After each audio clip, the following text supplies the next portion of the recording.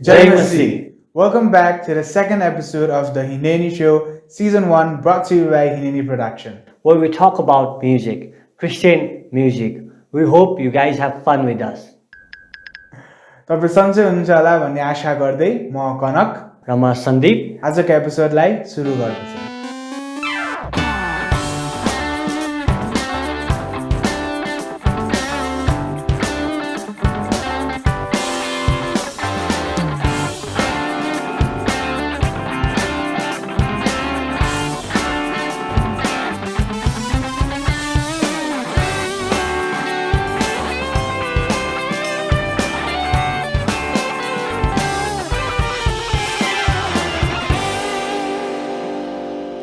Music affects us a lot.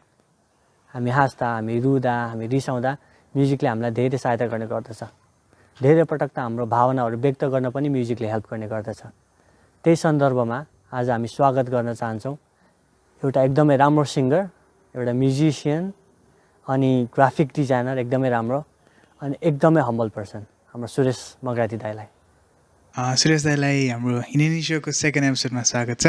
अस्तिको हप्ता जल दाईसँग कुरा गर्दा थोरै चर्चा भएको थियो दाईको, अनि दाईलाई यहाँ ल्याउन पाउँदा इट्स एन अनर। अनि दाईसँग कुरा गर्नुपर्दा फर्स्ट क्वेसन चाहिँ हाम्रो दाईको स्पिरिचुअल लाइफमा, उहाँको spiritual life, general life, normally म्युजिकले चाहिँ कति हेल्प गरेको छ दाईलाई? म्युजिकले धेरै नै हेल्प गरेको छ भाइ। म्युजिक थ्रुबाटै मैले हुन्छ नि कति लाइफमा रोल मोडल मान्छेहरू जसले चाहिँ तपाईँलाई स्पिरिचुअली गाइड गर्छ नि, प्रोमा हुर्किनलाई, प्रोमा अगाडि बढ्नलाई, त्यो व्यक्तिहरू चाहिँ मैले थ्रु म्युजिकबाटै भेटेको मान्छेहरू हुनुहुन्छ क्या धेरै। अनि जुन जुन ठाउँमा चाहिँ म म्युजिकमा ग्रो भएँ, साल्भेसन मेन आफ्नो चर्चमा अनि रोम मिनिस्ट्रीमा, होइन, जति मान्छेहरू मैले भेटेँ त्यो सबै थ्रु म्युजिकबाटै भेटेको मान्छेहरू थिएँ क्या। लाइक वर्सिप टिम थ्रुबाटै भेटेको मान्छेहरू थिए। त्यो मान्छेहरूले चाहिँ मेरो लाइफमा जस्ट भ्याल्युहरू एड गर्नुभयो अनि प्रभुसँगको घनिष्ठतामा, त्यो जर्नीमा चाहिँ, फेथ जर्नीमा चाहिँ धेरै सहायता गर्नुभयो। जस्ट थ्रु म्युजिकबाटै भेटेको साथीहरू, दाई सरहरू नै। एकदम आशिषमा स्टोरी पनि छ दाईको, हामी बिस्तारै पछि कहिले भने चाहिँ हामी सुन्न पाउनेछौँ भन्ने आशा छ। दाईलाई चाहिँ त्यसो भए एउटा सेकेन्ड क्वेसन चाहिँ टिनेजर्स युथहरूसँग काम गर्दै गर्दा चाहिँ स्पिरिचुअल लाइफमा म्युजिकले कतिको इम्पोर्टेन्स, कति ड्राइभ गर्न सक्छ हाम्रो स्पिरिचुअल ग्रोथ, कति एफेक्ट गर्छ भन्ने गर्छ नि धेरै। अब अहिलेको टाइम भनेको चाहिँ टिनेजर्स युथहरूको टाइम भनेको चाहिँ एकदम प्रिभिलेज लाइफ हो क्या। अहिले चाहिँ जे कुरा नि इजिली एसेस छ, होइन। हाम्रो टाइममा त्यस्तो थिएन क्या, हामी त्यो अडियो क्यासेटहरू सुन्ने मान्छे, होइन। तर अहिलेको टाइममा चाहिँ युथहरू, टिनेजर्सहरू चाहिँ कसैले भन्नै पर्दैन क्या, उनीहरू आफै सबै कुराहरू गर्न सक्छ क्या, युट्युब थ्रुबाट, होइन, अनलाइन इन्टरनेटबाट। त्यही भएर हितोपदेशको पुस्तकले भन्छ नि 14को 12ले, होइन, हाम्रो नजरमा त्यो कुरा राइट भए पनि त्यसले अन्त्यमा मृत्युमा लान्छ भन्छ क्या। त्यही भएर कति म्युजिकहरू, कति सङ्ग्सहरू त्यस्तै छ क्या। त्यही भएर right music, right worship music जुन चाहिँ एकदमै प्रभुलाई गरिने म्युजिकबाट चाहिँ लाइक त्यसले चाहिँ स्पिरिचुअल कुराहरूमा धेरै ग्रो गराउँछ क्या, त्यसले झन् नजिक लाने, होइन। त्यो सुन्नु नि पायो, अरू संसार गीतहरू पनि अब सुन्न पाउँछ, तर त्यसलाई लाइफस्टाइल बनाउनु भएन। तर वेन यु स्टार्टेड मेकिङ हुन्छ नि, तिमीले अब वर्सिप म्युजिक, क्रिस्चियन म्युजिकलाई चाहिँ तिमीले आफ्नो लाइफस्टाइल बनायो भने चाहिँ त्यसले चाहिँ जस्ट स्पिरिचुअल लाइफमा धेरै हेल्प गर्छ भाइ। प्रभुसँगको नजिकतामा अनि टिनेजर्स युथहरूलाई चाहिँ धेरै नै हेल्प हुन्छ। म्युजिकले हेल्प गर्छ नि भाइ टिनेजर्सहरूलाई, युथ्सहरूलाई, होइन, गस्पल प्रिच गर्नको लागि। किन गस्पल प्रिच गर्ने धेरै स्ट्रेटेजिजहरू छ क्या। यद्यपि गस्पल चाहिँ कहिले पनि चेन्ज हुँदैन, तर द वे अफ हुन्छ नि गस्पल सेयर गर्ने स्ट्रेटेजीहरू, तरिकाहरू त धेरै डिफ्रेन्ट हुन्छ। अनि वान अफ द रिजन अब नेपालमा गस्पल पनि त्यसरी नै आएको हो नि त, through music, through education, through sports, होइन। त्यही भएर पनि मलाई चाहिँ त्यही लाग्छ, म्युजिकले पनि धेरै इम्प्याक्ट पार्न सक्छ न्यू जेनेरेसनको मान्छेहरूलाई चाहिँ। अनि म आफू पनि ब्याकस्ट्राइट भएर एकदम ग्रसित भएर बसेको मान्छे, होइन। थ्रु म्युजिक नै म खास कनेक्ट भएको हो क्या प्रोमा। थ्रु म्युजिक नै म फेरि रिस्टोर भएको क्या मेरो फेथ चाहिँ। त्यही भएर music can be a good choice भन्छु म चाहिँ एउटा टिनेजर्स यङ्गस्टरहरूलाई चाहिँ प्रोमा ल्याउनको लागि।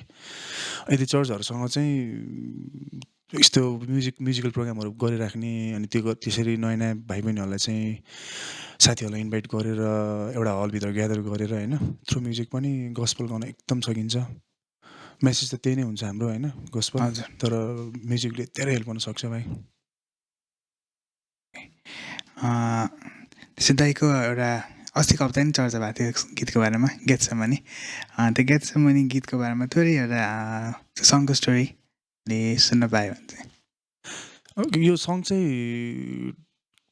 त्यो हुन्छ नि मान्छेले जब केही कुरा पर्छ नि तब बल्ल त हामी प्रभुको नजिक जान्छौँ भन्छ नि कतिपल्ट एउटा एजमा त्यस्तै हुँदो रहेछ क्या अब सबै कुरा राइट गइरहेको बेलामा चाहिँ तिमीलाई केही याद हुँदैन क्या तर जब वेन समथिङ रङ ह्यापन हुन्छ नि जीवनमा त्यस पछाडि चाहिँ हामी घुँडा टेक्दो रहेछ प्रभुसँग अनि मेरो नि त्यो टाइम त्यस्तै थियो बुवालाई चाहिँ अलिकति एक्सट्रिम नै थियो क्या त्यो एनिमिया भएर रगत शरीरमा एकदम कम भएर अनि म घरको एक्लो छोरा अनि मैले चाहिँ बुवाको त्यो टाइममा एकदम टेक केयर गर्नु परेको थियो कि अनि पाटन हस्पिटलमा हामी 16-17 दिन हस्पिटल जाँदाखेरि नि वे आउटै भएन क्या त्यो थाहा नै भएन कि कहाँबाट त्यो ब्लड त्यसरी त्यत्रो वेस्ट भयो बडीमा भनेर अनि एउटा पोइन्टमा चाहिँ बुवालाई चाहिँ अब नर्मल चेक गर्न लगेको बेलामा कृपा दिदी हुनुहुन्छ हाम्रो गुरुबाको माइली छोरी हुनुहुन्छ कृपा दिदी इज लाइक हुन्छ नि म त अलवेज ग्रेटफुल हो क्या दिदीको लागि दिदी त्यो बेलामा दिदी त्यहाँ काम गर्नुहुन्थ्यो क्या अनि दिदीले चाहिँ अनि यस्तोताले हुँदैन भाइ बुवालाई तिमीले आज इमर्जेन्सीमा राख्नु भन्नुभयो अनि म त नर्मल चेक गर्नु गएको मान्छे अनि बुवालाई इमर्जेन्सीमा राख्दा त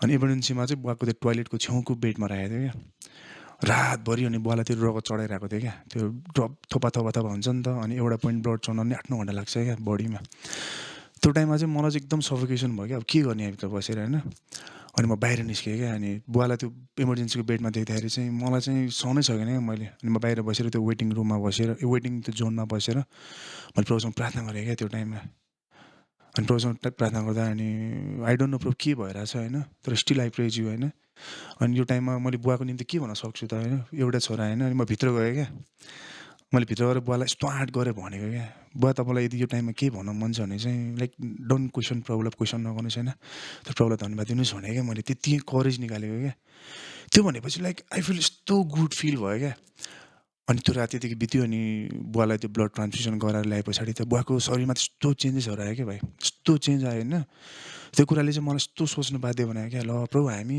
कस्तो सेल्फिस छ होइन तर तपाईँ त कस्तो अनसेल्फिस क्या अब हुन्छ नि त्यस्तो टाइममा नि प्रभु तपाईँ करेज भइदिनु भयो अनि मैले चाहिँ त्यसपछि त्यो 7 दिन जुन प्यासन विक छ नि भाइ त्यो प्यासन विकको टाइममा चाहिँ ल प्रभु तपाईँको प्रेमलाई चाहिँ एकदम डिस्क्राइब गर्ने होइन त्यो डिस्क्राइब गर्ने एउटा सङ दिनुहोस् न मलाई भने क्या अनि मैले गीत छ भने फर्स्ट डे सेकेन्ड डे अनि अरुण दाई होइन अरुण दाई र हरिसहरू चाहिँ आई नेभर फर्गट क्या दाईहरू चाहिँ मेरोलाई त्यो विक चाहिँ एउटा ब्याकबोन बनिदिनु भयो कि अनि अरुण दाईले पनि ड्याङ ड्याङ गिटार हानिदिनु भयो होइन हरिसहरूले अन द स्पोट तबला बजाइदिनु भयो अनि त्यो गीत चाहिँ त्यसै रेकर्ड भएको हो क्या अनि अरुण दाईले राति 1 बजीसम्म बसेर गरिदिनु भएको हो क्या अनि त्यो गीत निस्के पछाडि चाहिँ अनि आई फिल सो गुड अनि त्यो गीतलाई चाहिँ अनि अयुब र जोएल यिनीहरू अनि मेरो भाइहरू सबैजना छ अनि उनीहरू सबैजना मिलेर चाहिँ अनि अडियो भिडियो सबै एकदम भलिन्टियर गरिदिएको हो क्या जस सङ त्यस्तै हजुर सङ पनि एकदम राम्रो चाहिँ राम्रो छ अनि हजुर दाइलाई चाहिँ उहाँको टाइमको लागि एकदम धन्यवाद छ सुरेश दाइलाई अस्तिको हप्ता हामीले तपाईँहरूलाई सुन्नु भनेको थियौँ सुन्नु भएन भने पनि केही छैन हामी सुरेश दाइसँग फेरि त्यो गीत यहाँ एकछिनमा सुन्नेछौँ त्यति बेलासम्म कहीँ नजानु होला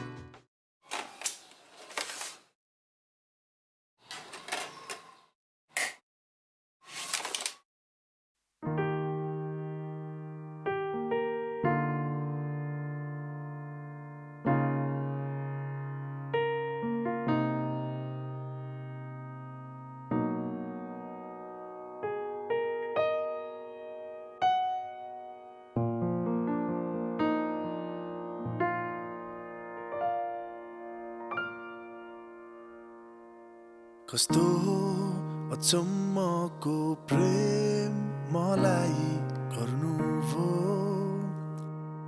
कस्तो अद्भुत अनुक्रममा गर्नुभो मैले बुझ्न नसक्ने अचुक प्रेम मलाई गर्नुभयो मैले थाम्न नसक्ने अपार आनन्द दिनुभयो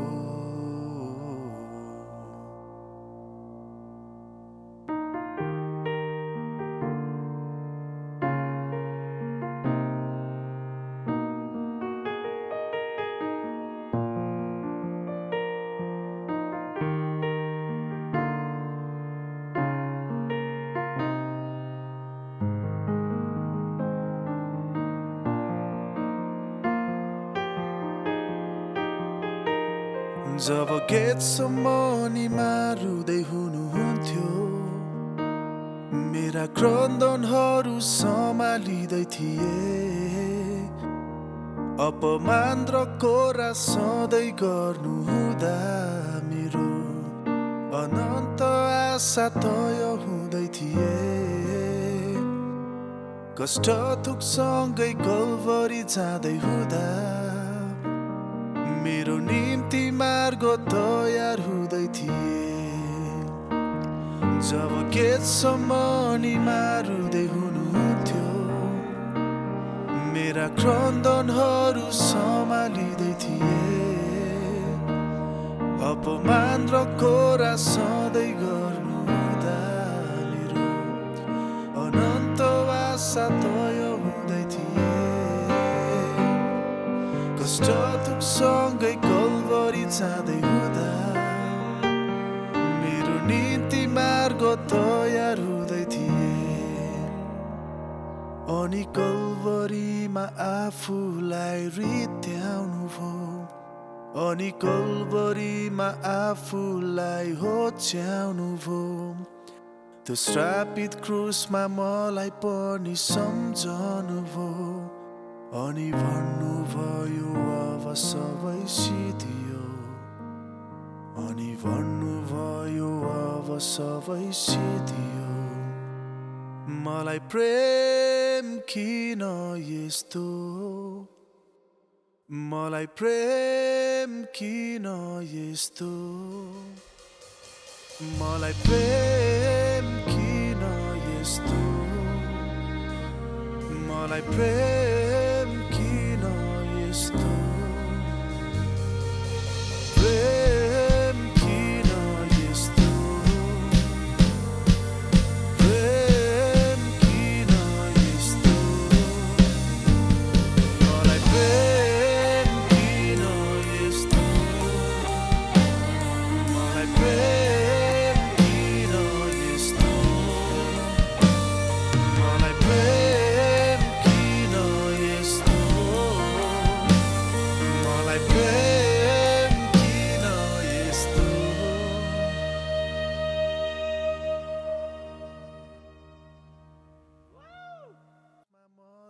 आजलाई यति नै। आजको एपिसोड हजुरहरूलाई कस्तो लाग्यो कमेन्टमा जानकारी गराइदिनु होला। लाइक गर्नुहोला, सब्सक्राइब गर्नुहोला अनि आफ्नो साथीहरूलाई सेयर गर्नुहोला। फेरि पनि हामी नयाँ एपिसोडमा भेट्ने नै छौँ। जय मसी। मलाई प्रेम किन यस्तो मलाई प्रेम किन यस्तो मलाई प्रेम किन यस्तो मलाई प्रेम किन यस्तो